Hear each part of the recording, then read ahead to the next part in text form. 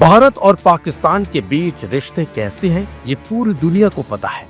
भारत का पड़ोसी देश पाकिस्तान आतंक को पनाह देने और आतंकियों का सपोर्ट करने के लिए जाना जाता है। भारत पर जितने भी आतंकी हमले हुए हैं उनमें कहीं ना कहीं पाकिस्तान का हाथ भी रहा है। पहलगाम आतंकी हमले के बाद तो पाकिस्तान की पोल खुल गई थी और भारत ने जिस तरह से पाकिस्तान में घुसकर आतंकियों के ठिकानों को तबाह किया था, उससे पूरी दुनिया के सामने पाकिस्तान का नकाब भी उतर गया था। और इसके साथ ही ये भी साफ हो गया था कि पहलगाम आतंकी हमले में भी पाकिस्तान का सीधा सीधा हाथ रहा था। भारत के कई बार समझाने के बावजूद पाकिस्तान ने आतंकियों को पनाह देना बंद नहीं किया और यही वजह है कि भारत और पाकिस्तान के रिश्तों में कभी नरमी नहीं आई है। इसी बीच एक ऐसी खबर सामने आई है जिससे कहीं न कहीं भारत को झटका लग सकता है। खबर यह है कि पाकिस्तान को सऊदी अरब का साथ मिल गया है और एक ऐसे समझौते पर दोनों देशों के बीच डील हुई है जो भारत की मुश्किलें भी बढ़ा सकती है, क्योंकि इन दोनों देशों के बीच ये डील ऐसे समय में हुई है जब भारत और पाकिस्तान के बीच रिश्ते काफी तल्ख हैं। चलिए अब आपको बताते हैं कि आखिरकार पाकिस्तान और सऊदी अरब के बीच क्या और कैसा समझौता हुआ है जिसने भारत की परेशानी कहीं ना कहीं बढ़ा दी है। दरअसल पाकिस्तान और सऊदी अरब ने बुधवार को एक रक्षा समझौते पर हस्ताक्षर किए हैं जिसके तहत दोनों में से किसी एक देश पर आक्रमण को दोनों देशों पर हमला माना जाएगा। जियो न्यूज की खबर के मुताबिक रणनीतिक पारस्परिक रक्षा समझौते पर प्रधानमंत्री शहबाज शरीफ की रियाद यात्रा के दौरान हस्ताक्षर किए गए हैं। यहाँ अल यमहा पैलेस में क्राउन प्रिंस और प्रधानमंत्री मोहम्मद बिन सलमान ने उनका स्वागत किया था। डॉन अखबार के मुताबिक प्रधानमंत्री कार्यालय की ओर से एक बयान में कहा गया है कि समझौते पर हस्ताक्षर की घोषणा की गई है जिसमें कहा गया है कि दोनों में से किसी एक देश के खिलाफ किसी भी तरह के आक्रमण को दोनों देशों पर हमला माना जाएगा।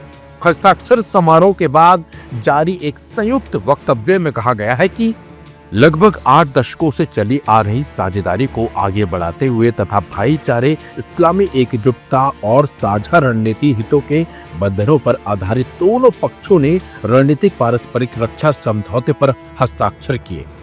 इससे पहले सऊदी राजधानी पहुंचने पर प्रधानमंत्री शरीफ का स्वागत रियाद के उप गवर्नर मोहम्मद बिन अब्दुल रहमान बिन अब्दुल अजीज ने किया था।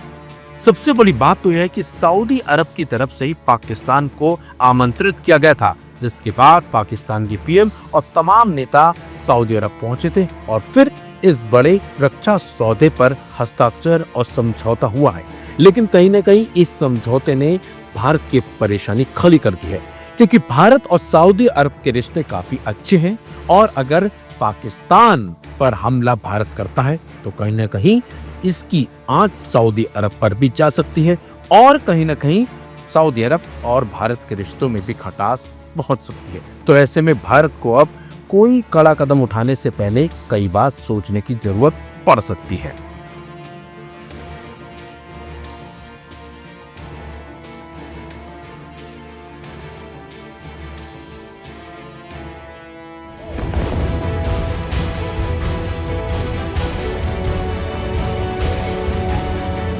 इसराइल और हमास के बीच जंग लगातार तेज होती जा रही है।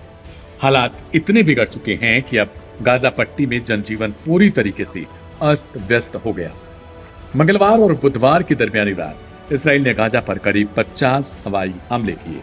वहीं बीते 24 घंटों में यह संख्या कुल बढ़कर 150 से ज्यादा तक पहुंच चुकी है। इन हमलों में रिहायशी इलाकों, सुरंगों और कई इमारतों को निशाना बनाया गया।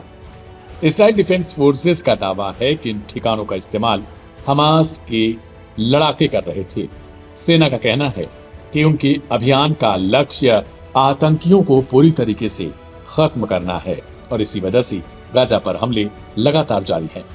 हालांकि हमास के लड़ाके कई बार ये कह चुके हैं कि जब तक इसराइल शांति वार्ता के लिए तैयार नहीं होगा तब तक वे भी अपने अभियान से पीछे नहीं हटेंगे। गाजा से निकलने वाली तस्वीरें बेहद खौफनाक हैं। चारों तरफ मलबा, चीखें और मौत का मंजर है। स्थानीय अधिकारियों के मुताबिक महज कुछ दिनों में ही गाजा की कुल आबादी का 40% हिस्सा पलायन कर चुका है। करीब 10 लाख आबादी वाले गाजा से अब तक 4 लाख लोग सुरक्षित ठिकानों की तलाश में वहां से बाहर जा चुके हैं।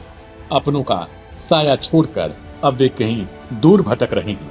संयुक्त राष्ट्र की रिपोर्ट के मुताबिक यह पलायन मानवीय संकट की ओर बढ़ता हुआ कदम है, क्योंकि हजारों लोग अब भी खाने पीने और दवाइयों जैसी बुनियादी जरूरतों से वंचित हैं।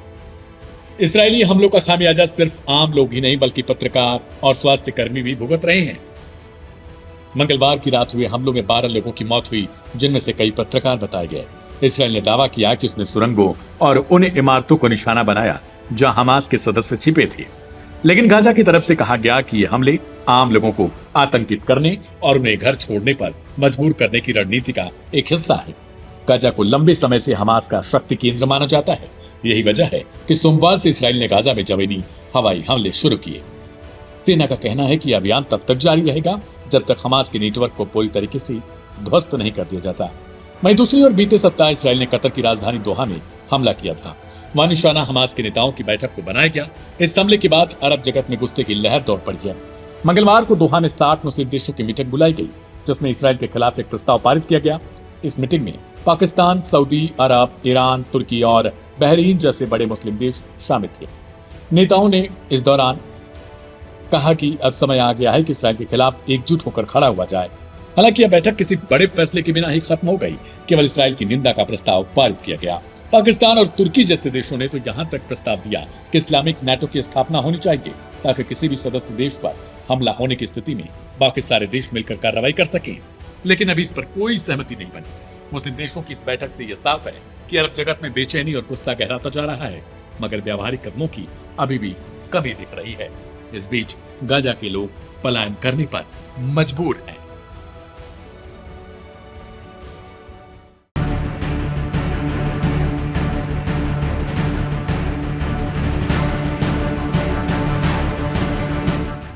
कतर की राजधानी दोहा, जहां इसराइल के हमले के खिलाफ 60 मुस्लिम देशों का जमावड़ा हुआ, पूरी दुनिया की नजर इस शिखर सम्मेलन पर थी। लेकिन नतीजा उतना बड़ा नहीं निकला जितनी उम्मीद जताई गई।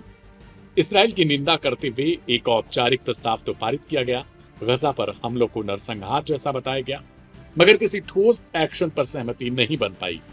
हालांकि इस मीटिंग ने एक नई बहस जरूर छेड़ दी, इस्लामिक नेटो की बहस। मिस्र, पाकिस्तान और तुर्की ने मिलकर इस आइडिया को उठाया। मिस्र ने सुझाव दिया, अगर ऐसा संगठन बनता है तो उसका मुख्यालय काहिरा में हो सकता है।